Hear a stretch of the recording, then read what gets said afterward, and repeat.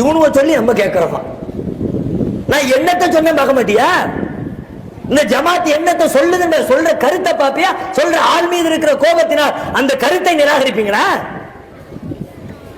நானே சொல்லப்ப நீனே சொல்லிக்க போ. நீ சொன்ன நான் ஏன் சொல்றேன்? ஒவ்வொரு பள்ளியாசலையும் சும்மா நீ சொல்லிவிட்டா எதுக்கு நாங்க தேவையில்லாம 30,000 40,000 செலவு பண்ணி பைக் செட்டுக்காரருக்கு காசு கொடுக்கிறோம், சாமியாருக்கு காசு கொடுக்கிறோம், கேமராவுக்கு காசு கொடுக்கிறோம், சேருக்கு காசு கொடுக்கிறோம்? எதுக்கு எங்களுக்கு இந்த வெட்டி வேலை?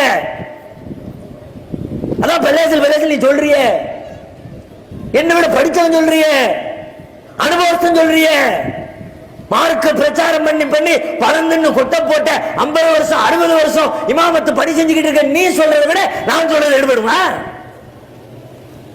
நாங்க ஏன் வந்தோம்? பதவிக்கா? இயக்கம் வளர்க்கணும் வெறியா? பின்னால் ஒரு கூட்டத்தை உருவாக்கணும் சிந்தனையா? எதற்காக?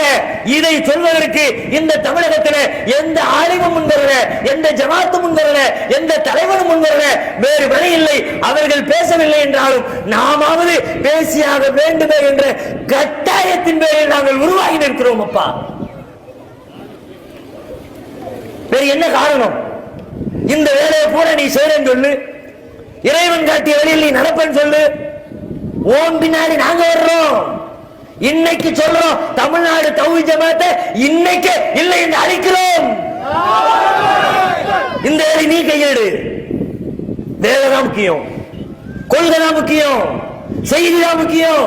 ஆள் எங்களுக்கு முக்கியம் இல்லை, யார் வேணாலும் இருக்கட்டும். அதுக்கு நாங்களே ஆள் முக்கியம் இல்லை என்பதற்கு நாங்களே உங்களுக்கு பல தடவை முன்னுதாரணமாக வாழ்ந்து காட்டி இருக்கிறோம். இந்த இயக்கத்தை உருவாக்கிய தலைவர்கள் பல்லாண்டு காலமாக மக்கள் மத்தியில் பிரச்சாரம் செய்து பல்வேறு தியாகங்களை அர்ப்பணிப்போடு செய்து இந்த ஏகத்துவ கொள்கையினை தமிழகத்திலே நிலைநாட்டிய தலைவர்கள் அந்த தலை முக்கியமில்லை காட்டுவதற்காகவே எங்களை போன்ற அற்பர்களை, சாமானியர்களை, வயதிலே குறைந்தவர்களை, மக்கள் அறிமுகமற்றவர்களை, லட்சோபேட்ச தொண்டர்களை கொண்டிருக்கிற இந்த பேர் இயக்கத்தின் தலைமை பீடத்திலே அமர வைத்துவிட்டு எங்களுக்கு கீழே சாதாரண அடிமட்ட தொண்டனாக வாழ்ந்து காட்டிய முன்னுதாரணத்தை கொண்டிருக்கிற ஜமாத். அப்பா, இந்த ஜமாத்